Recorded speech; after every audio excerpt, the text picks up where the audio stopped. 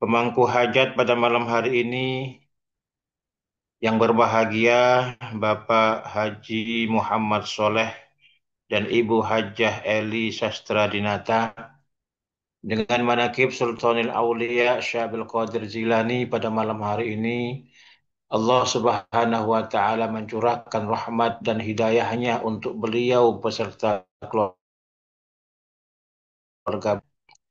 dipanjangkan usia dunianya, disehatkan badannya, dimudahkan segala urusannya, diluaskan rezekinya, dikabulkan hajat-hajatnya, dan dibahagiakan kehidupan dunia dan akhiratnya. Amin. Allahumma amin.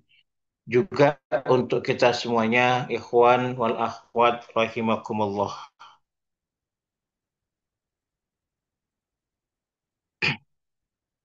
Perlu saya sampaikan di sini bahwa inti daripada Thariqah Qadiriyah Naksabandiyah adalah amaliyah zikir.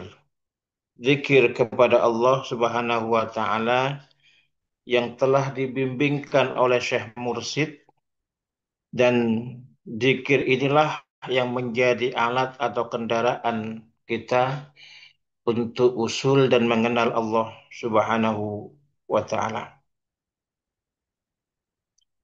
Zikir ini telah dibimbingkan oleh Syekh Mursyid yang juga telah diajarkan oleh Rasulullah Shallallahu Alaihi Wasallam.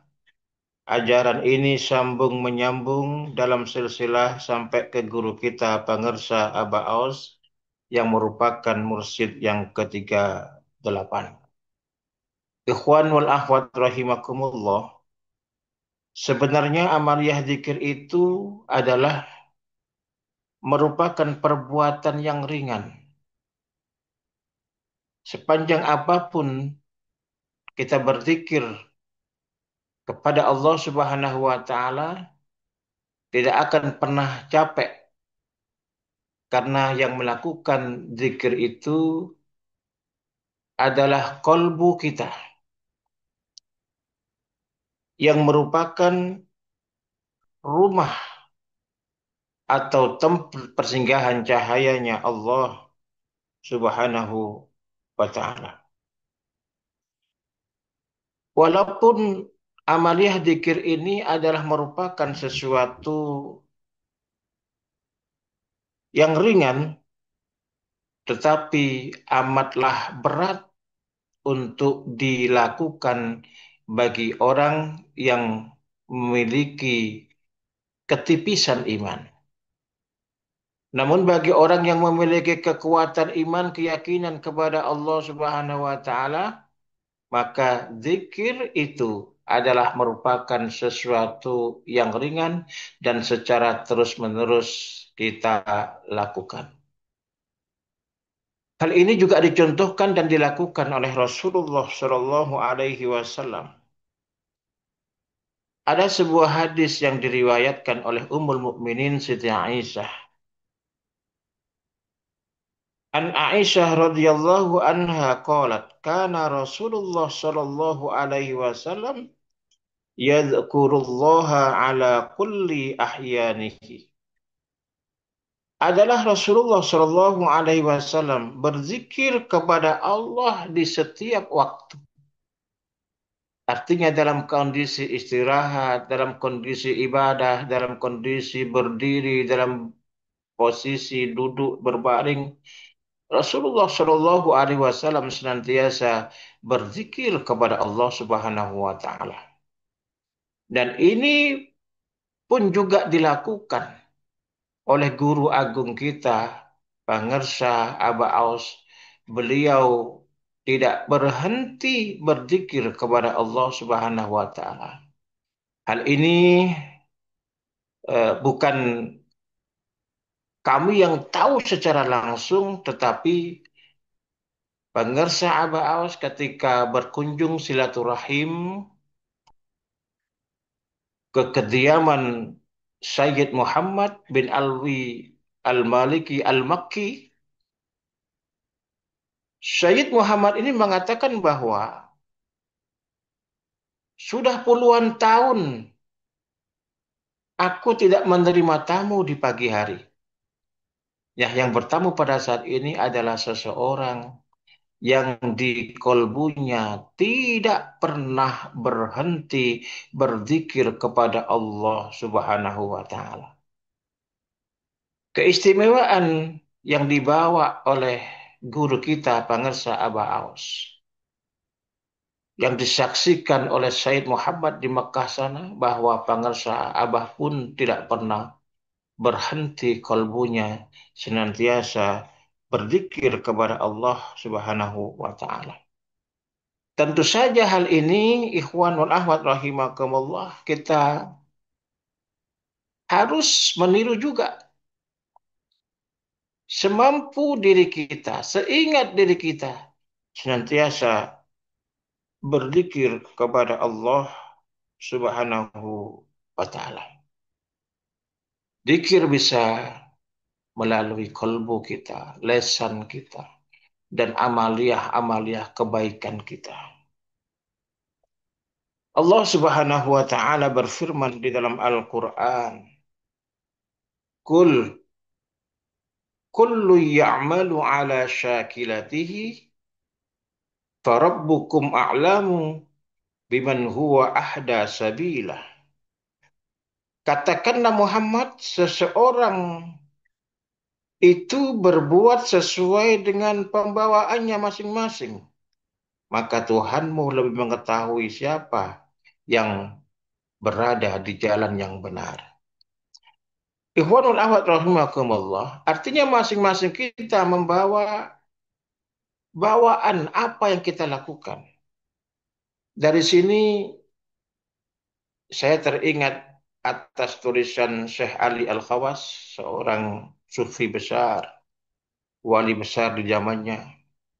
Di dalam kitabnya beliau menyatakan, An-Najar misbahtuhu min syarih wal falah dikruhu fi fa'sihi. An-Najar tukang kayu misbahtuhu min syarihi. Mereka bertasbih, berzikir dengan berzikirnya seorang tukang kayu ada pada gergajinya. Wal falahu dikruhu fi fa'sihi, dan seorang petani tasbihnya ada di paculnya. Artinya apa? Ketika mereka itu diberikan bawaan kerjaan masing-masing, maka kerjaan bawaan itu apabila diniatkan, amaliah kebaikan diniatkan karena Allah Subhanahu wa taala, maka apa yang dilakukan itu akan bernilai tasbih atau zikir kepada Allah Subhanahu wa taala, seperti tadi disampaikan bahwa seorang petani zikirnya ada di paculnya. Ikhwan wal akhwat rahimakumullah, saya jadi teringat oleh falsafah pacul dari falsafah Jawa. Konon pacul itu memiliki makna pacul ngipataki barang sing mecucul atau ngipataki barang sing muncul. Artinya apa? Makna daripada falsafah Jawa itu adalah kita dalam kehidupan ini seharusnya juga memiliki pacul dalam falsafahnya. Artinya pacul itu adalah perangkat untuk menyingkirkan sesuatu yang jelek. Ngipatake barang sing muncul utawa mecucul. Nah, dari sini falsafah Jawa ini menekankan kepada kita seharusnya kita pun juga memiliki pacul masing-masing. Sebuah perangkat untuk menyingkirkan sesuatu yang jelek. Karena apa?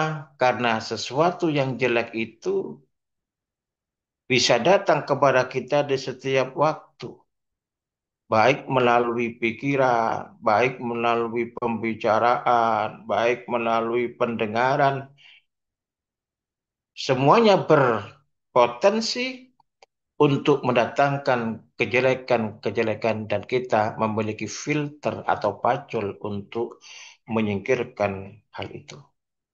Ikhwan wal akhwat rahimakumullah. Seorang petani berzikir dengan paculnya. Seorang tukang kayu berzikir dengan gergajinya. Pun juga kita memiliki pembawaan masing-masing. Seorang istri bertasbih kepada Allah ketika melayani suaminya dan mendidik anak-anaknya. Ikhwan wal akhwat rahimakumullah. Bukankah Rasulullah Shallallahu Alaihi Wasallam telah memberikan motivasi kepada seorang ibu, seorang istri. Seorang istri tasbihnya ketika khidmat untuk suami dan anaknya. Memasakkan untuk suaminya. Kata Rasulullah Shallallahu Alaihi Wasallam, seorang istri yang memasak dan memberikan makan kepada suaminya adalah lebih baik daripada istri itu melakukan haji dan umroh secara sempurna. Subhanallah. Begitupun juga dengan kita, bapak-bapak. Manakala berangkat melaksanakan suatu kerja mencari nafkah, diniatkan karena Allah Subhanahu wa Ta'ala, mulai melangkah sampai ke tempat pekerjaan, sampai kembali pulang, kemudian memberikan nafkah kepada istrinya, dan dibuatkan masakan untuk keluarganya, maka nafkah memberikan makanan untuk keluarganya itu seperti halnya bersodakoh memberikan makan kepada keturunan Nabi Ibrahim alaihissalam ila yaumil qiyamah. Subhanallah. Oleh karena itu, ikhwan wal ahwat rahimakumullah, apapun bawaan yang diberikan Allah kepada kita, seorang pengajar, guru, maka tasbihnya ketika dia mengalirkan ilmu-ilmunya. Seorang guru ngaji mengalirkan ilmunya, maka semuanya itu menjadi zikir dan tasbih kita kepada Allah Subhanahu wa Ta'ala. Manakala semuanya itu kita niati, apa yang kita lakukan karena Allah Subhanahu wa Ta'ala. Ikhwan wal akhwat rahimakumullah. Itulah zikir adalah merupakan alat atau media kita terhubung dengan Allah Subhanahu wa Ta'ala melalui silsilah yang sudah menjadi ketetapan. Silsilah ke-38 merupakan guru kita, musuh kita yang mengajarkan dikir itu untuk kita. Dan beliau adalah merupakan seorang guru yang sempurna mendidik kita, akhlaknya, perilakunya sangat sesuai dengan Rasulullah Shallallahu Alaihi Wasallam, maka jangan sampai kita melepaskan ikatan-ikatan hubungan kita sebagai murid dengan Abah, pemirsa Abah Aus sebagai guru kita.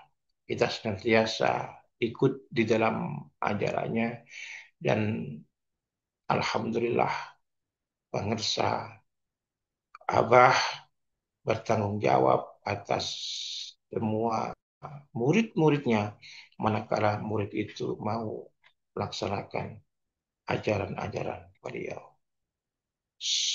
Semoga Allah berkahi semuanya, segalanya, selamanya. Mohon maaf atas segala kekurangan. Wallahul muwaffiq ila aqwamit thoriq. Wassalamualaikum warahmatullahi wabarakatuh. Waalaikumsalam warahmatullahi wabarakatuh. Allahumma صل على النبي الهاشمي محمد وعلى آله وسلم تسليما